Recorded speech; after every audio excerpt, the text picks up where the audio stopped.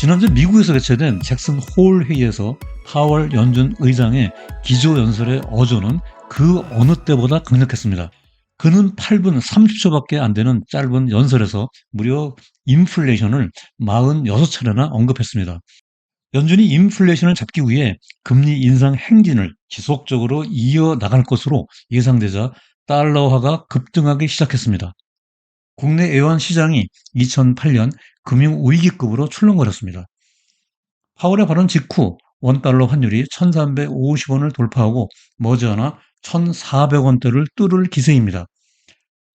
따라서는 포커스 경제톡은 지난 7월 환율 관련 영상을 올려드린 데 이어 근본 잭슨 홀 충격 이후 심화되어 가고 있는 역대급 강달러 시대에 한국 경제는 과연 안전한지 다시 한번 긴급 점검해 보도록 하겠습니다.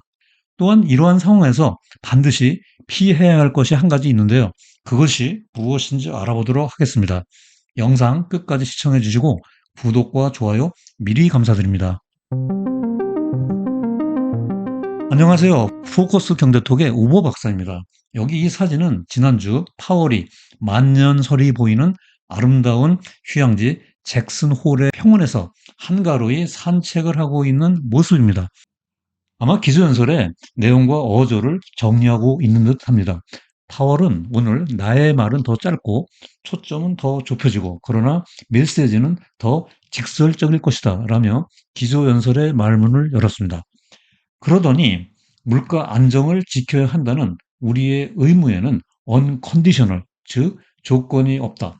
또 그것들 고금리, 저성장 등은 가계와 기업의 some pain, 얼마 정도의 고통을 가져다 줄 것이다라며 충격적인 발언들을 거침없이 쏟아냈습니다. 여기서 고통을 감수하여야 한다. 그렇죠. 이를 다른 말로 비유하자면 인플레이션이라는 거머리를 떼어내려면 피를 흘려야 한다라는 강력한 경고성 메시지였습니다. 작년까지만 해도 인플레이션은 일시적이라던 비둘기가 꼭 1년 만에 잭슨 홀의 창공을 나르는 무서운 매로 돌변한 것입니다. 파월은 역시 세계의 경제 대통령이었습니다. 그의 말 한마디에 글로벌 주식시장이 요동을 치고 국제금융시장은 환율의 변동성이 커지며 출렁거렸습니다. 여기 왼쪽 그래프는 달러 인덱스의 역사적 변동 추이를 보여주고 있습니다. 9월 2일 현재 달러 인덱스는 109.56입니다. 곧 110을 돌파할 기세입니다. 과거로 궤적을 그려보면 20년 전 닷컴 버블 당시 수준으로 되돌아갑니다. 여기서 달러 인덱스란 주요 6개국 통화 가치와의 상대적인 가치를 나타내고 있습니다.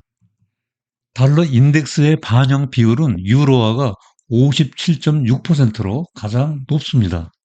그 다음으로 일본 엔화가 13.6%, 영국 파운드화가 11.9%를 차지하고 있습니다.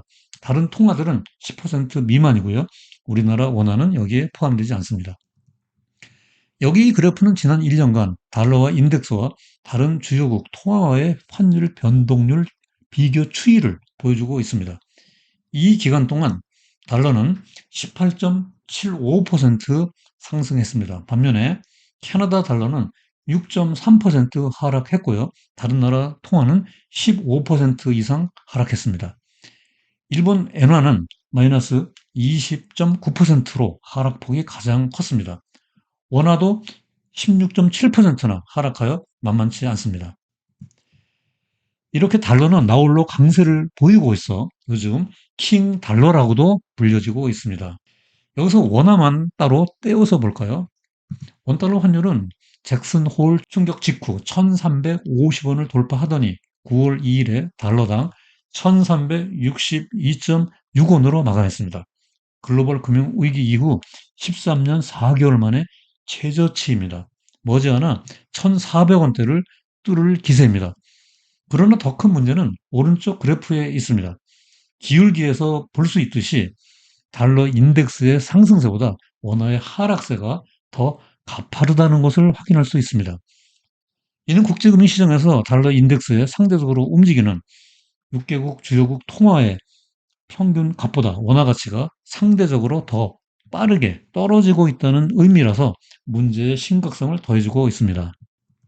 파월 연준 의장은 잭슨 홀에서 인플레이션을 목표 수준으로 끌어내리기 위해서는 하우스홀드, 즉 가계와 비즈니스, 즉 기업이 어느 정도의 고통, 즉 some pain을 감수해야 한다고 강조했습니다.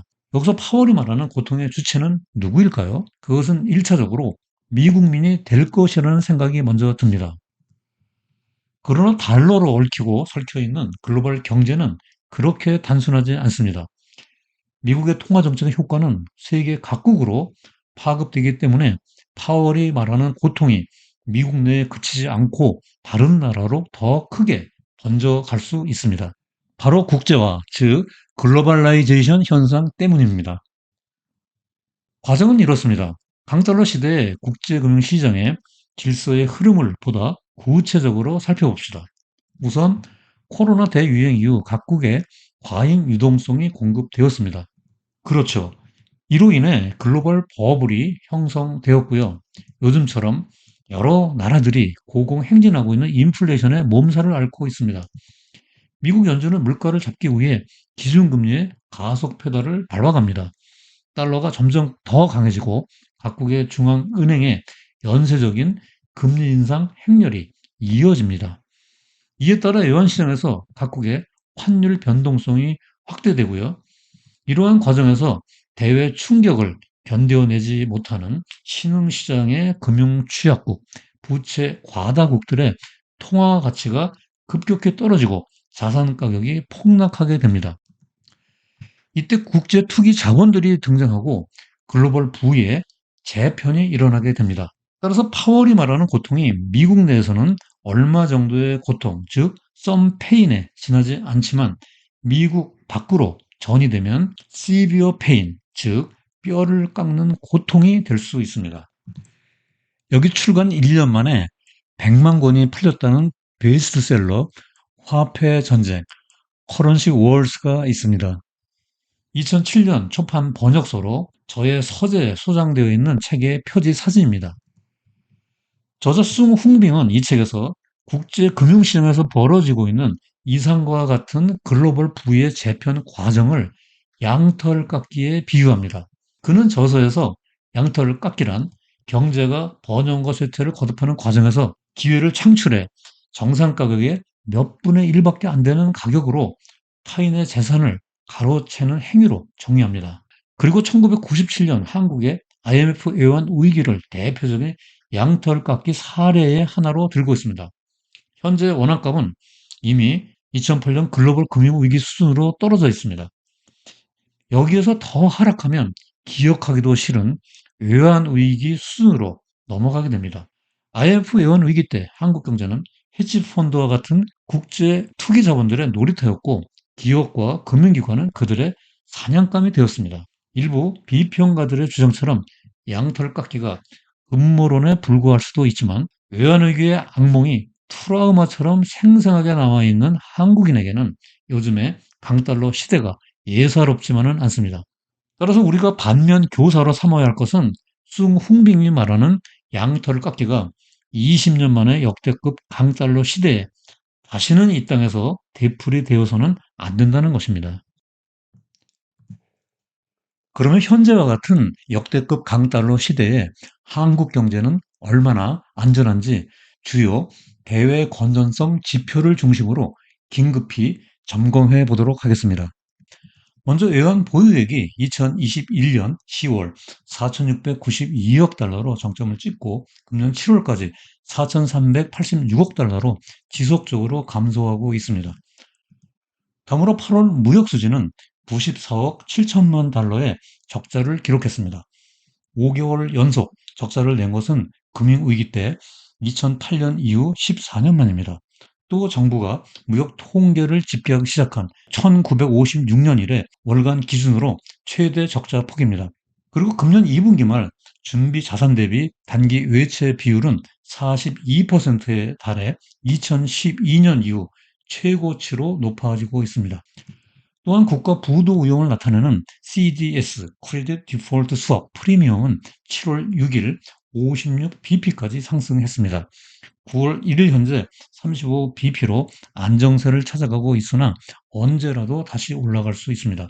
하지만 일부 대외 건전성 지표들이 이렇게 악화되고 있는 것은 선진국의 금리 인상과 우크라이나 전쟁, 공급망 위축에 따른 글로벌 불확실성 확대에 기인하고 있는 바가 큽니다. 과거 추이나 다른 나라 상황을 고려해 볼 때 현재 한국 경제의 대외 건전성은 양호하다는 것이 정부의 판단이기도 합니다. 그러나 2천조 원에 가까운 가계 부채와 급등한 부동산 시장의 거품 가능성은 결코 가볍게 넘겨볼 사안이 아닙니다. 역대급 강달러 시대의 선진국의 금리 인상과 이에 따른 한국의 금리 인상은 자산 가치 붕괴와 부채의 내관을 터뜨릴 수 있기 때문입니다.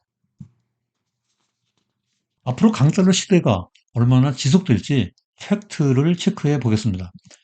먼저 미국의 투자 전문은행 찰스 수왑은 미국 경제의 상대적으로 강한 성장, 연준의 긴축적 통화 정책, 안전 자산 수요 등 여러 가지 요인이 달러의 상승을 견인하고 있으며 이러한 요인은 2023년까지 그대로 유지될 가능성이 클 것으로 예상하고 있습니다.